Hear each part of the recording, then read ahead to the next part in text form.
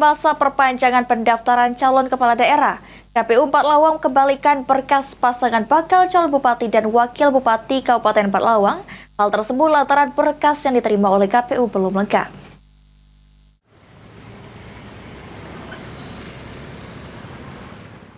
Perpanjangan masa pendaftaran calon kepala daerah yang dilakukan KPU Empat Lawang sejak tanggal 2 hingga 4 Agustus 2024.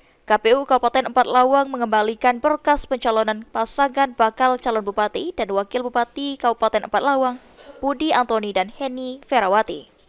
Ketua KPU Sumatera Selatan Andika Pranatajaya mengatakan, selama masa perpanjangan pendaftaran calon kepala daerah di Kabupaten Ogan Ilir dan Empat Lawang, terdapat satu pasangan bakal calon kepala daerah yang mendaftar di Kabupaten Empat Lawang. Namun berkas dikembalikan KPU Empat Lawang lantaran berkas yang diterima dari pasangan bakal calon kepala daerah dinyatakan tidak lengkap. Kalau hari ini kami belum tahu, karena kan 2359-nya kan belum berakhir kalau hari ini. Kalau kemarin di OI belum ada, kemarin di Empat Lawang ada, tapi informasi yang kami terima dari KPU Empat Lawang berkasnya dinyatakan tidak lengkap sehingga dikembalikan. Ditambahkan Andika, untuk mekanisme pendaftaran calon kepala daerah tunggal nantinya akan diumumkan KPU Sumatera Selatan setelah masa perpanjangan calon kepala daerah ditutup. Eki Saputra, PAL TV.